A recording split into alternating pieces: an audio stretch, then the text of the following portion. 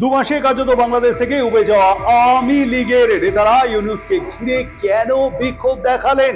অন্যদিকে মোহাম্মদ ইউনূসকে স্বাগত জানাতে হাজির হলেন বিএনপির সদস্যরা। ভিন্ন দুই বেরোর ভিন্ন এই ছবি কিসের ইঙ্গিত বহন করছে? কোন সমীকরণে এগোচ্ছে পড়শি দেশ বাংলাদেশের রাজনীতি? শেখ হাসিনার দল আওয়ামী লীগ, ছাত্র জনতার গণ আন্দোলনে আওয়ামী লীগ সরকারের পতন ঘটেছে। হাসিনা দেশ ছেড়ে যাওয়ার পর কার্যত বাংলাদেশ থেকে অদৃশ্য হয়ে যায় এই দলটি। টানা 15 বছর রীতিমতো দাপটের সঙ্গে থাকা এই দলটির অনেক নেতারাই গ্রেপ্তার হয়েছেন, আবার অনেকেই পলাতক। এত খণ্ড বিখণ্ড এই ঘটনাক্রমের মাঝে বছর ঘুরে এসেছে যুক্তরাষ্ট্র নিউ ইয়র্কে জাতিসংঘের সাধারণ পরিষদের অধিবেশন, যেখানে টানা 15 বছর অংশগ্রহণ করেছেন হাসিনা। বাংলাদেশের সরকারের প্রধান হিসেবে সরকার এই অধিবেশনে যোগ দিয়েছিলেন মুজিব কোন্ডা। তবে আগের 15 বছরের থেকে এবছরের ছবিটা অনেকটাই আলাদা, যদিও অনেকটা বলা ভুল, কার্যত পুরোটাই আলাদা। এবারের সেই অধিবেশনে আর যোগ দেননি হাসিনা, তার বদলে অন্তর্বর্তী সরকারের প্রধান উপদেষ্টা হিসেবে যোগ দেন মোহাম্মদ ইউনূস। সামনে এসেছে শেখ হাসিনার বিরুদ্ধে নানান খুনের অভিযোগ, শুধু খুন নয়, তার পাশাপাশি মানসিক শারীরিক নির্যাতন, এরকম নানা অভিযোগ রয়েছে তার বিরুদ্ধে। তার সংখ্যাটা প্রায় 300-র কাছাকাছি, অন্তত এমনটাই বলছে হিসেব। বাংলাদেশের দাপুটে প্রাক্তন প্রধানমন্ত্রী শেখ হাসিনাকে এখন দেশ ছেড়ে থাকতে হচ্ছে ভারতে।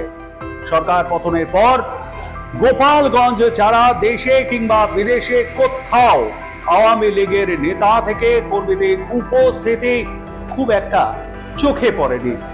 প্রায় কেটে গিয়েছে 2 মাস। এই 2 মাস পর অবশেষে প্রথমবারের মতো তাদের দেখা গেল যুক্তরাষ্ট্রে। অন্তর্বর্তীকালীন সরকারের প্রধান হিসেবে জাতিসংঘের অধিবেশনে যোগ দেন ডক্টর ইউনূস। অধিবেশনের আগে বিমানবন্দরে ইউসুফকে দেখে দেখানো হয় বিক্ষোভ। সেই বিক্ষোভ কোথায় দেখা যায় জানেন? নিউ ইয়র্কের জন এফ কেনেডি বিমানবন্দরে ডক্টর ইউনূসকে দেখে বিক্ষোভ দেখান আওয়ামী লীগের নেতা কর্মীরা। একদিকে যখন ডক্টর ইউনূসকে দেখে বিক্ষোভ প্রতিবাদে আওয়ামী লীগের সদস্যদের, তখনই বিএনপির তরফে দেখা গেল এক অন্য ছবি। ইউনূসকে স্বাগত জানাতে বিমানবন্দরে জড়ো হন বিএনপির নেতা থেকে কর্মীরা।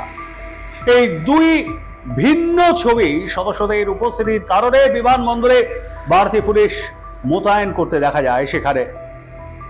এই পরিস্থিতিতে কি বলছেন আওয়ামী লীগের নেতা কর্মীরা? তাদের দাবি, শেখ হাসিনার বৈধ সরকারকে দেশি বিদেশি ষড়যন্ত্রের মাধ্যমে উৎখাত করা হয়েছে।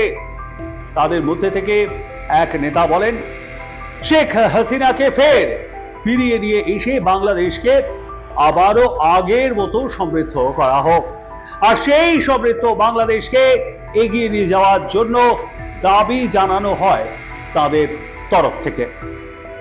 আওয়ামী লীগ যাতে আগামী নির্বাচনে অংশগ্রহণ করতে পারে তার জন্য দাবি জানান কোনো কোনো নেতা ও কর্মীরা।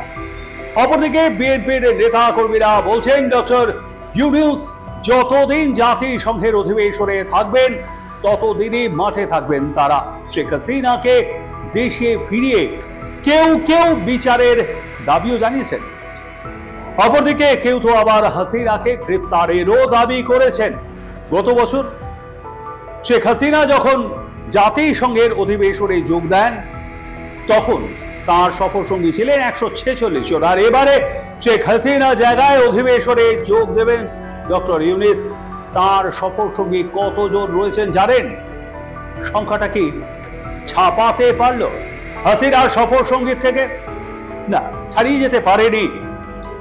কারণ এবারে ডক্টর ইউনূসের সফরসঙ্গী মাত্র 57 জন। জানানো হয় একান্ত প্রয়োজনীয় ব্যক্তি ছাড়া আর কাউকে তালিকাভুক্ত করা হয়নি এই সফরে।